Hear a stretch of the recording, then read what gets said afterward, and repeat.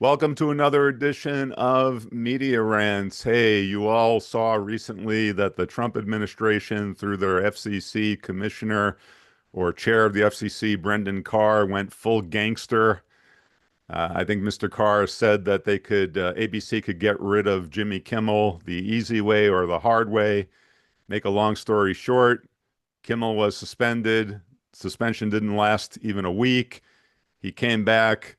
Not sure what's going to happen at this point, but to talk about the FCC, the Kimmel situation, and other issues of media, I've got really great scholar and a former student of mine, actually, Dr.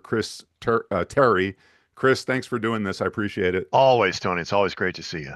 Absolutely. Chris is an associate professor and Cole's Fellow of Journalism, Law, and Policy in the Hubbard School of Journalism and Mass Comm at the University of Minnesota, Twin Cities. He received his doctorate from UW-Madison in 2012. And you were at UW-Oshkosh. When did you graduate from UW-Oshkosh? Technically or unofficially, 98. Well, I graduated 98. 1998. He spent more than 15 years as a producer in commercial radio, and his research agenda includes regulatory and legal analysis of media ownership, internet policy, and political advertising. His research, I'm so proud of you, Chris, as are all your former faculty here. Chris's research has been cited by the FCC and in filings with the U.S. Supreme Court. So I can't think of anyone, Chris, that I'd much rather talk to about what's going on with the FCC. So when Brendan Carr went gangster on Kimmel, is that kind of unprecedented for the FCC? Well, it certainly is in the modern era, but I actually kind of reject the idea that he went gangster. If he went gangster, it's kind of rubber knife gangster. What really happened in this story, seriously, what really happened in this story is that ABC buckled under at the merest of wins. Carr and Trump and everything involved here had absolutely no way to go after this in any meaningful way. Carr shoots his mouth off, which he does. I don't know if anybody pays attention to Brendan Carr quite as much as I do, but he shot his mouth off, and ABC knuckled under as fast as they could move. And there was literally, and I mean that literally, nothing Carr could have done to Disney or ABC about Kimmel Why do you in think they any buckled situation. under? Why did they buckle under so quickly? Well, it's all about business and structure. Disney and ABC only own 8 television stations in the United States, right? Local stations. They have 8 O&Os in the entire United States. Mhm. But they're distributed, ABC's affiliates are owned primarily by 3 companies: Sinclair, Nexstar, and Tenja. All 3 of those companies have been salivating at the prospect of what's about to happen here in just a few days.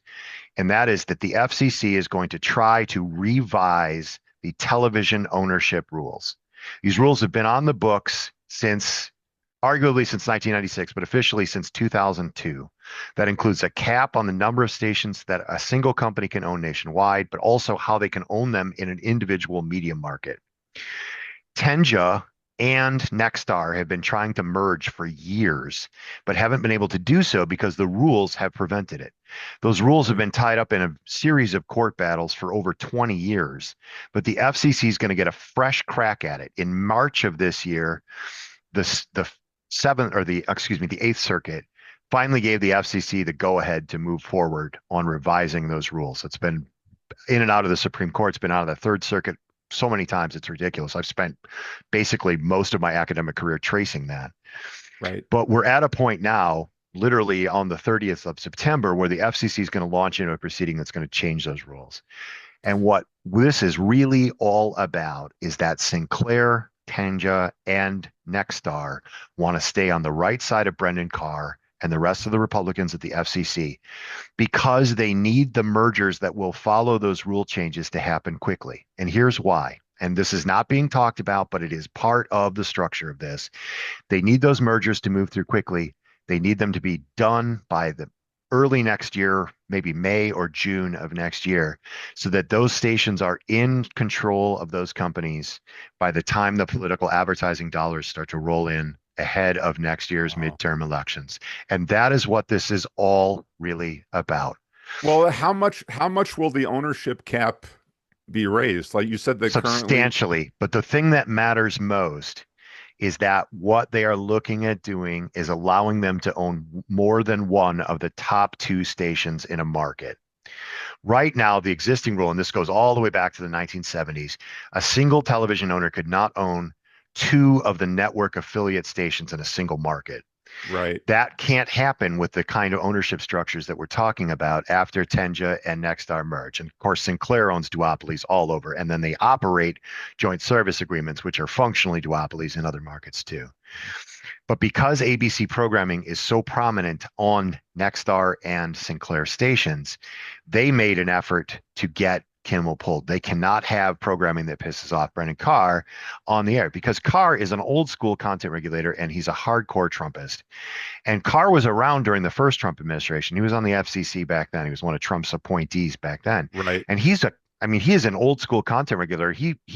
We haven't had anybody on the commission like him since Alfred Sykes. And that was like before I was even in broadcasting school. And what we've got here is kind of a politically motivated situation. Carr can't derail those mergers, but he can slow them down. And they don't want to be on the wrong side of that because the political advertising bonanza is when local television stations make their money. Last elective cycle, TV, broadcast TV, forget about the internet, forget about all those things. The big money in political advertising is still in local television ads. By about 60% of all political advertising spending goes into local television. So they have to have control of those stations to sell that ad and collect on that money because most political ads get bought, the time for it get bought in May and June now. Right. And with the contentious election that we're at least theoretically supposed to still have next year, those broadcasters need to have control of those other stations. Those mergers have to be given regulatory approval and in place so that they can have control of that money when it comes in. And that's what this All is right. about. So let me just summarize here. So Nexstar, Sinclair, and Tenja want to have this merger. Will allow them to own more stations in big markets. They're going to have a advertising revenue bonanza, and a lot of this requires FCC approval. All of it requires FCC approval, and the big merger will be between Tenja and Nexstar. But Sinclair wants to absorb stations that it doesn't currently own, but is operating in multiple markets All under right. Well, let joint me ask service you agreements. this: is the United States Congress completely powerless in all this? No, they could stall the implementation of the quadrennial review that Carr is about to launch into, But but they they choose probably not to. won't do that, right? No, they won't. All right. So what are the all right, so now you've explained that these companies stand to make many, many dollars in the Many. political campaign cycle, right? But what are some of the other consequences of so few companies owning so many stations? What are the consequences of this? Well, there's a study out actually today as we record this, released by the University of Delaware, that shows the more of these consolidated companies that are running TV stations, especially at the local level, the more they're reusing news across stations. So if you think about this, it's actually a study from the University of Delaware, coming out today, that shows that stations owned by Nexstar and Sinclair and several of the other larger TV corporations, what they're doing is they're operating more than one station in a market, but they're not producing news on more than one station. They're just reusing the news across it. So back home, imagine if Channel 11 was reusing news from one of the other channels. Right. That's exactly what's happening. They're not even pretending that it's different news. They're just rerunning the same stories, the same packages across multiple stations. Now, that's basically what consolidation of ownership was designed to do. It allowed a station, if you take two stations, they can share the resources and reduce the price of the content that they have to produce. Mhm. But that wasn't supposed to apply to news. The idea was you would do that for other types of content and then take the resources and put it back into the production of informational content. Well, that's of course not what happened. And if you allow these station groups to merge, you'll have even more of this process as it occurs. So it's very similar to what happened with newspapers, right? As Gannett and took over all radio. the major newspapers in Wisconsin, I see the same stories in the Green Bay Press Gazette, the Oshkosh Northwestern, and the Milwaukee Journal Sentinel. Well, the Gannett owns all the papers in Wisconsin, Exactly. basically. And so they use the same content on all the newspapers. There's a very famous example with Gannett where all the daily papers in Wisconsin during Lent run the same story about the best types of fish to fry, right? That happens every year. They run that story, right? But the same thing happened to radio in the late 90s and early 2000s when Clear Channel and Cumulus were buying up big groups of stations. They were doing that. They were moving groups of stations together, having less people operate them, but then using content from one type of station in Cincinnati or Milwaukee and sending it out to all of that. So your DJ, which used to be in your local market, was maybe in Cincinnati or Ohio or wherever, and then you were hearing that person in all around the United States. Right. As I said, Kimmel was suspended for less than a week, although I heard that some of the Nexstar and Sinclair owned ABC affiliates are not broadcasting him. But Sinclair is running more news. I right, don't know what Nexstar's plan is. They haven't made it formal yet. So right. Sinclair's local stations actually produce a lot of news, but most of the news that Sinclair stations produce is actually produced at a central hub. It's actually like nationalized news, and then it's regionalized at local stations. So Sinclair is just going to expand those operations and carry more of that. All What's right. notable But about Sinclair is they're a very conservative company, oh so yeah, it's just basically yeah. pro-Trump propaganda in many Oh ways. yeah, Sinclair is MAGA. But Yeah. but the fact that Disney felt pressure to lift Kimmel's suspension, is that a victory for First Amendment activism, as some people think? No, I don't think so. I think it was sort of construed that way. But Disney did something else this week. They raised the price of their subscription service, which of course was going to cost them some other subscriptions. And of course, they were bleeding people in the wake of the Kimmel suspension. So they couldn't afford to lose anyone else just on that because they were going to lose enough people when they raised the price. In fact, my wife, who isn't exactly a Jimmy Kimmel fan, asked me this past week if we should keep our Disney Plus subscription. And I'm like, because of the Jimmy Kimmel thing? She's like, no, they're raising the price. What are you talking about with the Jimmy Kimmel thing? And of course, that's exactly the point, right? That when you talk about this, Disney brought Kimmel back because they had to stem the bleeding against this backdrop that they were already going to lose a bunch of subscribers because they jacked up the rate of the streaming service. I don't suspect Kimmel will be on the air very long because Disney can't, in Disney through ABC cannot continue to feed programming to its affiliates if they're not going to clear that show because nobody's going to Exactly. pay to advertise during Kimmel's show on the national programming if and as it is, if you add up the Sinclair and Nexstar stations, it's not on in like 39% of the United States right now, including Okay. some of the most major markets that there are. Right, right. Well, let me ask you this though. Trump now is, going on Truth Social and saying we got to keep going after Kimmel. I mean, isn't that a blatant violation of the First Amendment? I mean, if the First Amendment means anything, it does mean that government should not be making any effort to censor content, especially political content. Isn't that what Trump and Carr are explicitly doing? Well, it depends on how you look at it. They don't actually have any power to do anything about it. So them talking about it is one thing, but in legal terms, they can't actually do anything. So what we call this concept is jawboning. And this is, and a few years ago, conservatives hated this concept when they were talking about the Biden administration sort of pressuring websites like Facebook and such to take down, anti-COVID vax Right. content. Jawboning was considered the worst thing in the universe back then in the sort of the Murphy era of things. But now you have Trump and them doing that. And it's very clear that what Trump and Carr are doing is jawboning. But the thing that I think a lot of people don't understand, and I have done, as we talked about, I've done a bunch of interviews about this, they don't actually have any real power here. And if anybody wanted to, they could stand up to them. And I used the metaphor yesterday. It's kind of like trying to rob a bank with a finger gun, right? If they give you the money, that's a win for you. But realistically, it's not supposed to work, right? So when they can, he can stand up there, both Trump and Carr, by the way, they can stand up there and stamp their feet.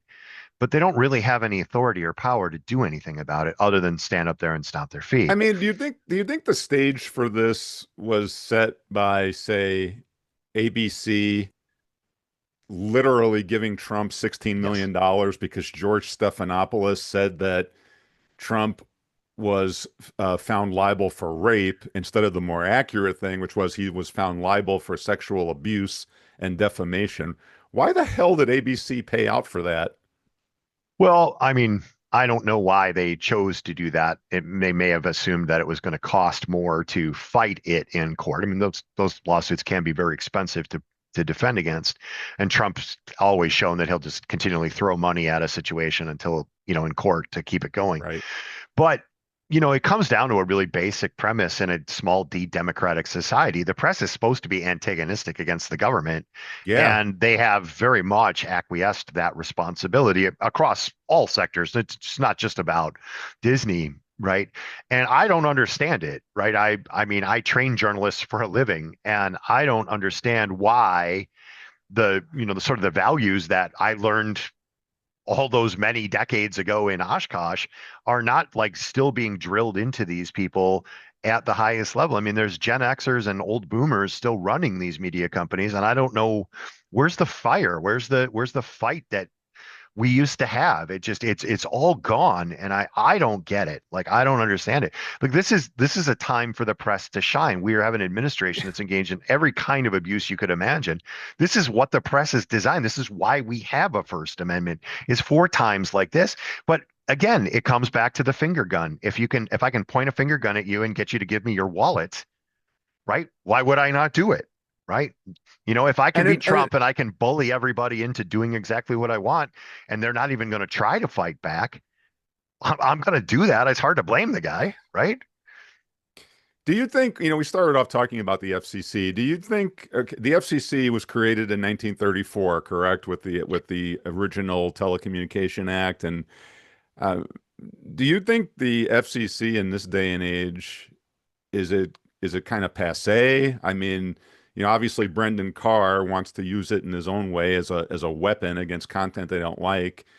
But do you think that we've reached a point now where the FCC either has to be reformed? I mean, its mission has to be reformed, or maybe we should get rid of it entirely. Well, like, what's your view on what the FCC should be doing in the 21st century? Well, I think that it's endemic across administrative agencies that they've become inherently more political than they were ever designed to be. Yeah. Right? They're the cogs in the machine, and they're not supposed to. I mean, they're you can't separate the politics from it, especially at the commissioner level.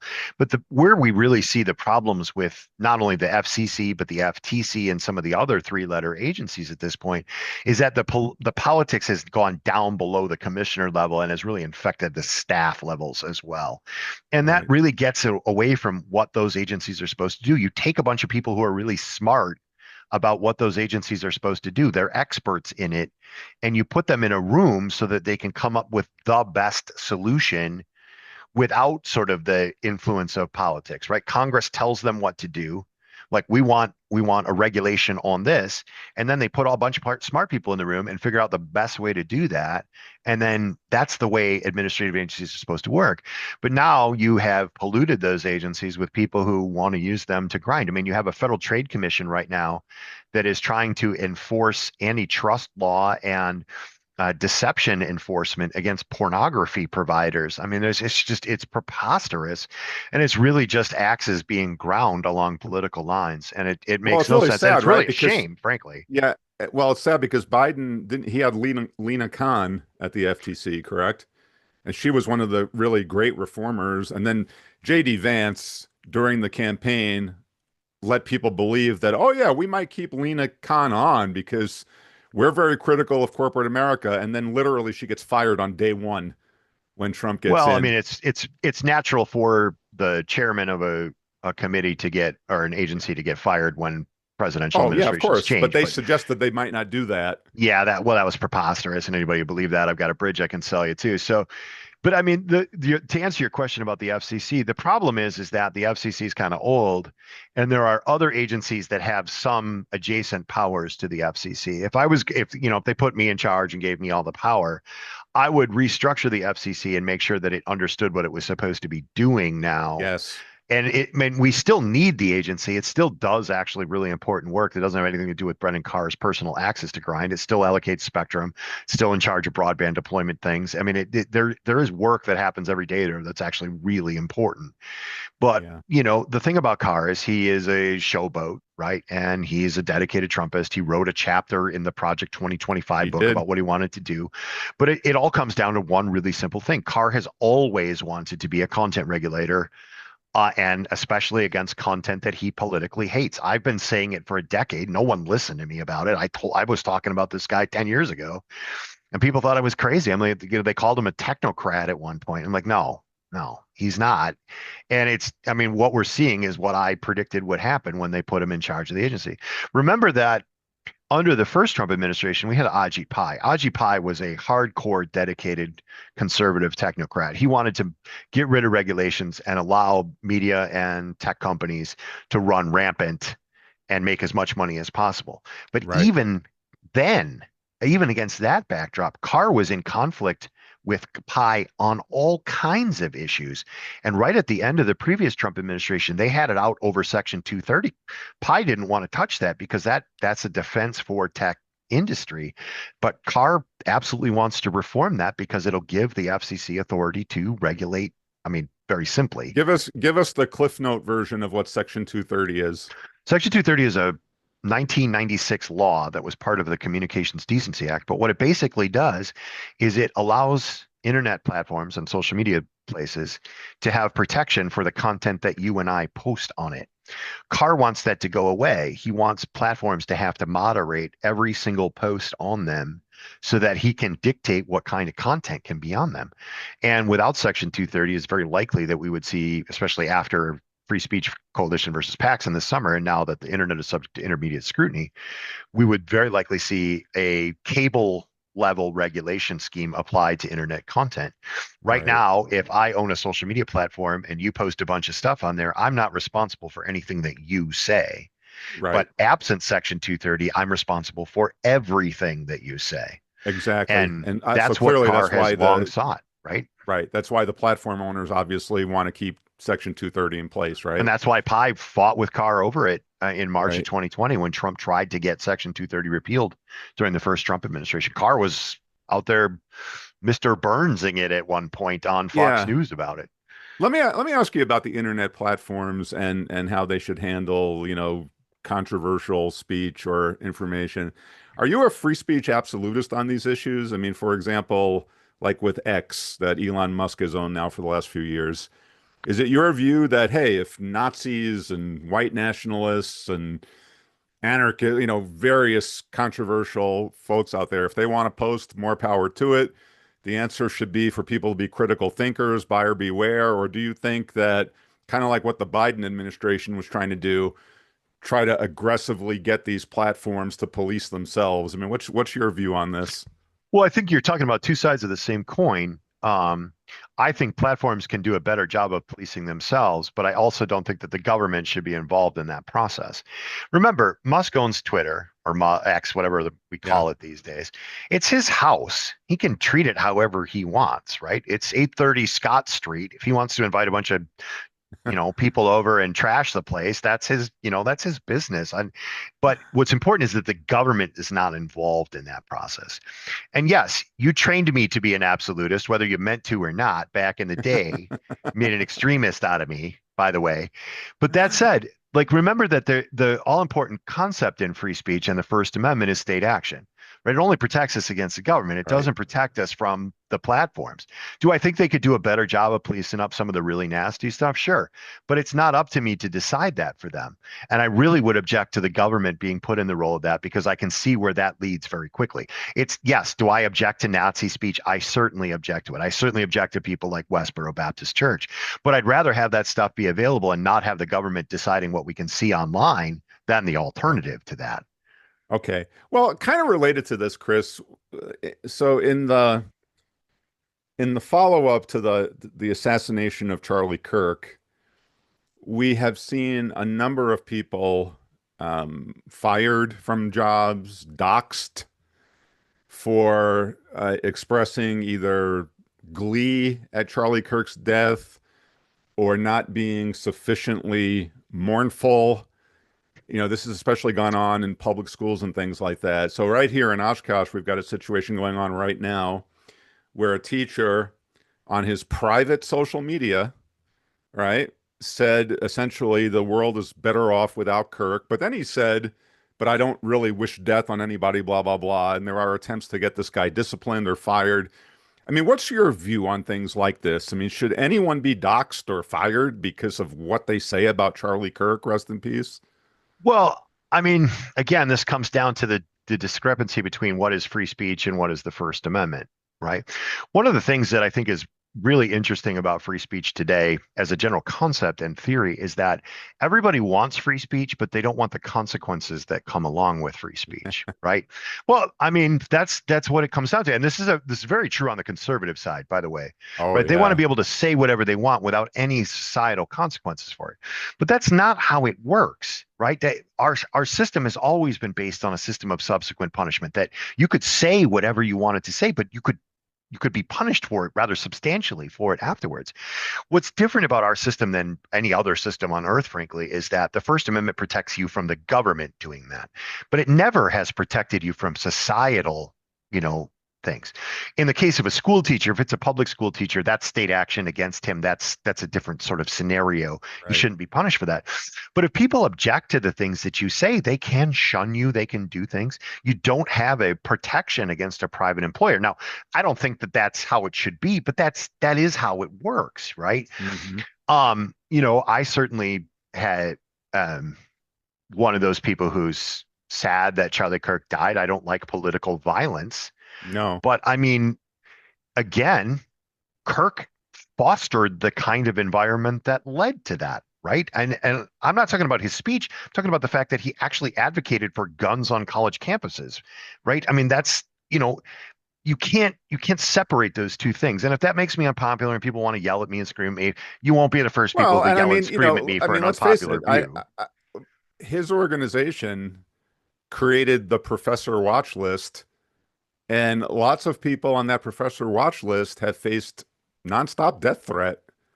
So that is Well, the way remember when I someone, yeah, when go I ahead. outed Scott Walker, I Yeah, became like when I pointed out that Scott Walker wasn't ready for prime time before he ran for president, I became talk radio's uh, public enemy number one for a time. And right. I mean, I was literally the worst person in the conservative hate spear for about 11 I days at remember one that. point. Yeah. And so I mean, I know what it's like to have that apparatus turned against you. Me too. But that was a consequence. Now, in that particular case, I thought those comments I gave to that reporter were supposed to be off the record, but details, right? But the point is that I was willing to accept those lumps. They were tough lumps, by the way, but I was willing to accept those lumps for the speech that I engaged in. But, you know, I'm one of those people who recognizes that if I say something, there are potential consequences for that. But I'm willing to stand up for those consequences on principle because I'd rather have the right to say something and be able to live with the consequences of saying it than the alternative, which is not being able to say it at all, Do you right? think though, just philosophically, should we as a culture be trying to evolve, let's say, Oh, well, to the sure. to the point where there should be consequences for your actions, but very frequently there are consequences for words. And even though you are 1,000% correct, the First Amendment has been interpreted not as saying you have absolute speech rights, right? After you speak, anything can happen. But in a very real sense, doesn't that kind of make a mockery of the First Amendment? Well, this is the old idea of repressive tolerance, right? That the Marcuse idea that Yeah, people won't say things because they are afraid of the potential consequences that exist. right. And I mean, do I think people should be doxxed for having an opinion on Charlie Kirk? No, of course not. But that's the reality is that there are a lot of people who object to various points of view, right? Right. And I think that one thing that people need to remember, and this isn't just true of Kirk, but a lot, so much of the speech like Kirk's, not Kirk specifically, but Kirk like speech is subsidized to the point to make it stand tall in the marketplace of ideas, right? There's so many of the influencers on the conservative side are artificially magnified in the public sphere. And that means that the response to those things is also going to be artificially magnified. And that's why you take people and you dox them and you fire them, or you make their lives miserable so that other people are silenced, and they choose not to. They are repressively tolerant against the idea of I, participating in the public you know, sphere. I think But you're you got to making such stand an tall. important, yeah, I think you're making such an important point because these movements, especially on the right wing, present themselves as grassroots, bottom up, street level activism, but they're really what I guess we would call astroturf movements. Yes, very much so. There's usually a billionaire or two behind the scenes that's putting the money in. And of course, one of the conspiracy theories that's developing around Charlie Kirk is that he somehow offended some of the funders of Turning Point USA, especially on the issue of Israel Palestine. And, so the conspiracy theories will keep the internet hopping now for years, right? Well, I think it's important to remember that regardless of the motivations of the shooter, Kirk was in an active, open dispute with some of the more conservative elements in that group He over a was. lot of things, right? I mean, Kirk was very much for the release of the Epstein files, for example, which is not a real popular view on in some corners there. But that said, it still comes back to a really basic point that Kirk was a community college dropout. He rose to fame because somebody sponsored him as a columnist at Breitbart.com. And then he set up his little stupid table and deliberately antagonized people online. And he turned his shitposting career into a career, right? I mean, I give the guy credit for turning nothing into a a multi-million-dollar campaign, but it still was. It didn't start organically, right? It was artificially magnified in the public sphere, and that's what we're seeing in a lot of these responses to people who have spoken out in sort of a negative way to him being killed, is Mhm. that you do that to try to shut off the dissent, right? You try to convince Exactly. people that if you speak out, these things are going to happen to you. And what you're trying to do there is ramp down on dissent. And of course, as I try to convince my students, and it's not always the easiest thing to do, that's exactly the time you got to speak louder, right? You got to Yes. fight back. You got to talk back. But that is that is what we need our media system to do right now. And they have chosen to just abandon that quest.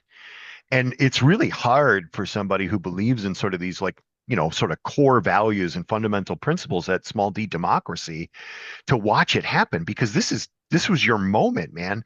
You can't get by on Watergate anymore. Like, that was a long time ago, right? You've Right. got to stand up and stand tall, and they're not doing it. And if there was any time it would be easy to do it, it would be right now. Exactly. Well, and we're getting close to the end here, Chris, but let me ask you, is there a way to get it back? I mean, can you imagine a scenario where we do have a a media system, and especially an establishment media that does perform the kind of critical analysis and It's gonna take a yeah. scandal to shake them loose, but one that's easy enough for them to report, where the good guys and the bad guys are clear. We've seen this story before. Remember Iran-Contra? Oh Remember, the yeah. good guys and the bad guys were very clear, and it drew the nation's attention in a way that, like, it was really just a covert military op gone bad, right?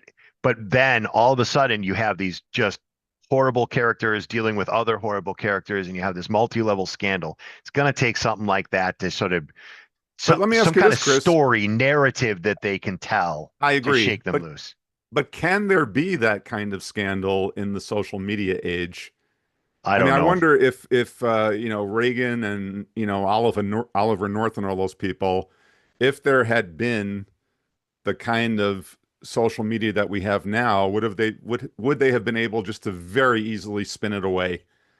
Well, they had a good chunk of the conservative media apparatus. Talk radio was fully in Yeah, blow. I mean, I can remember listening to Limbaugh talking about Ollie North at the time, right? I mean, yeah. it was there. It was in a different form, but it's going to take something like that. It's going to take a catalyst that they can all jump on at the same time, and then try to outcompete each other for that kind of a story. But it's going to have to be something monumental in scale. Well, and it's not like there's a shortage, right? I mean, I think there's so many Well, scandals right now, but like you said, they've kind of given up. I mean, I've been a subscriber to the New York Times for a lot of years now, and I have no idea what the New York Times is doing, no, it's kind of right? funny to watch almost.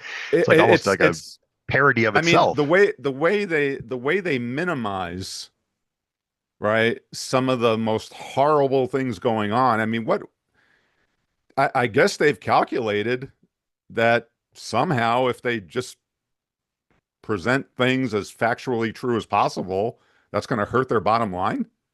I I kind of wonder if the midterms go the Democrats' way and they're able to start turning over rocks, if that's what does it. Like I'm not saying I put a lot of faith in that, but you could have a steady stream of stuff coming out of Congress that draws attention and then they, would sort of shake them loose.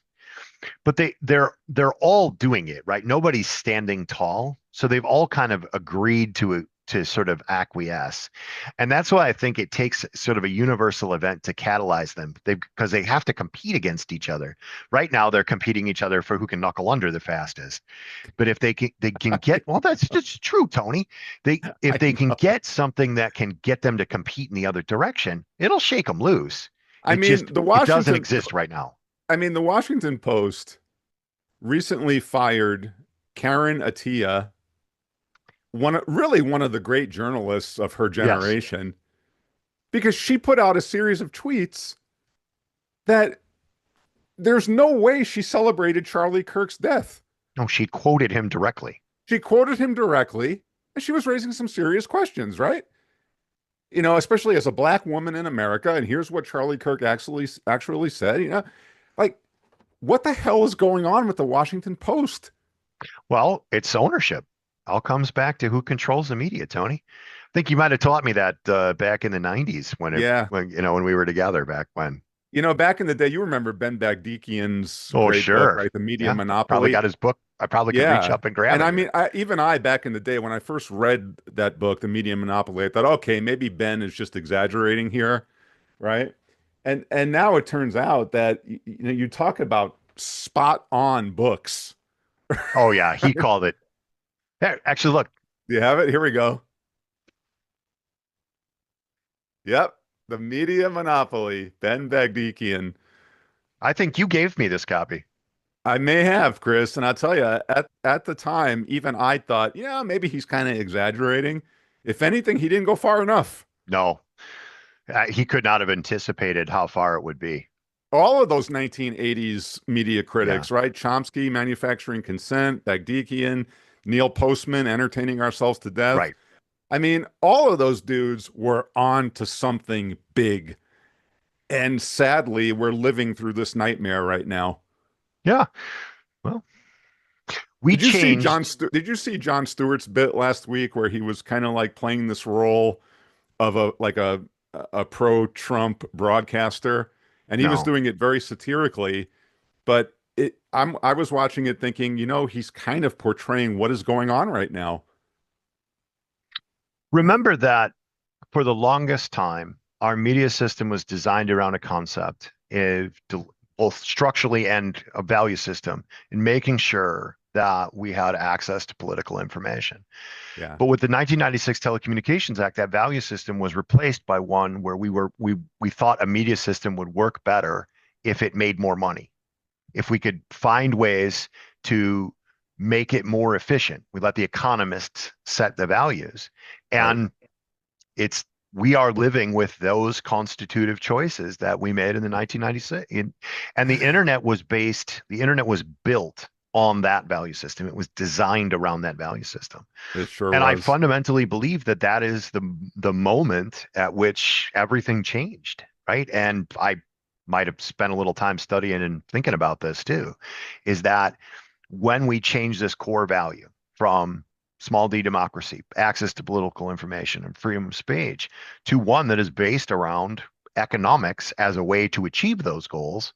Mhm. Well, if economics is the core value, you're going to build a media system that reflects economic value. And All right. that's one we have. All right. On that note, got to let you go, Chris. Let's do this again soon. It's not like there's a shortage of topics to talk about. Never ever. All right. It's always good to see you, Tony. Same here.